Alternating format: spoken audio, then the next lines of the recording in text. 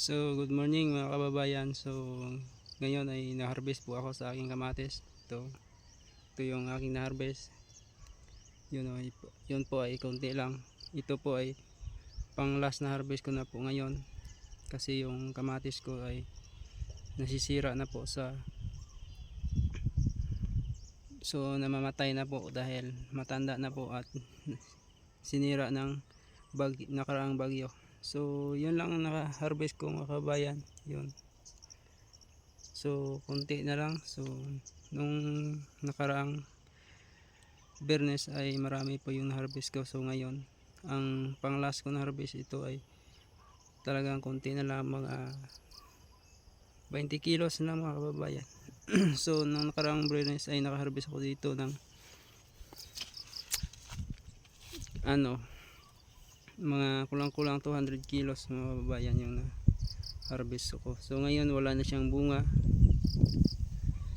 So, wala na akong mapitas diyan mga kababayan. So,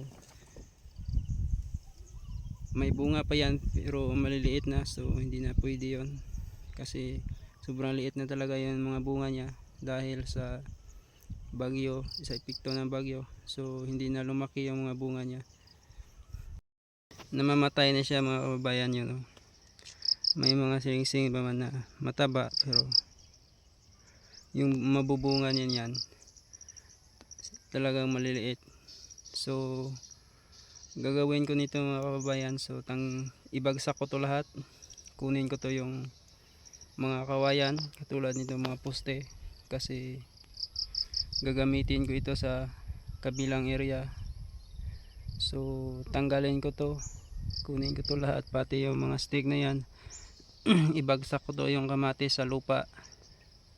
So, tanggalin ko to yung mga tali nito para mapakinabangan ko pa ulit yung mga kawayan na yan, kasi sayang pag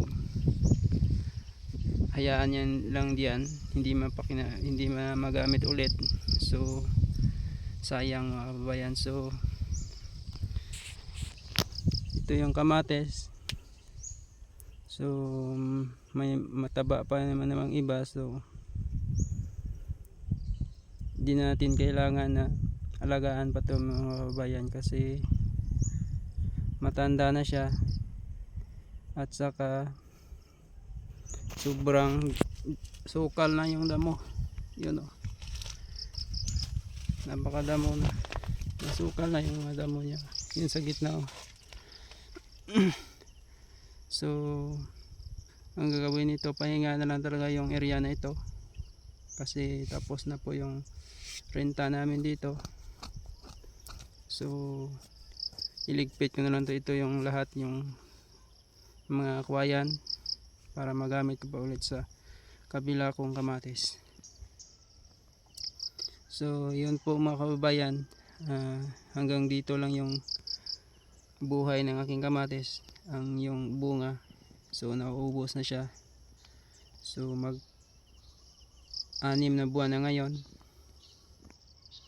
So, may kita naman tayo dito mga kababayan dahil may magandang presyo sana ngayon, kaya lang so wala na ating kamatis, namamatay na siya at wala nang bunga.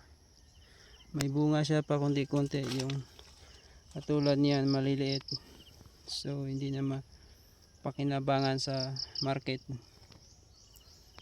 Reject na lang kasi sobrang liit na yan, mga bunga na yan, at saka mahinog lang siya na hindi na tumubo yung bunga niya. So, hindi ko na ito inisprehan. So, dahil sayang, kahit may mga bulaklak pa naman to, yun, may mga bulaklak, magiging bunga talaga yon. Kaya lang magawa ang bunga niyan ay sobrang liit. So, hinayaan ko na lang to at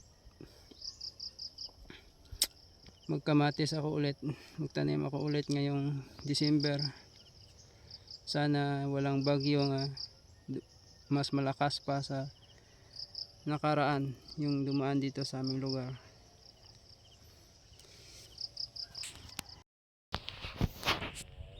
Yun po ang aking na-harvest. So, yun, makikita nyo mga kabayan, so maliliit na talaga, maraming maliliit. So hindi ko na to i-sizing, mapunta na to sa small lahat, wala nang good nito.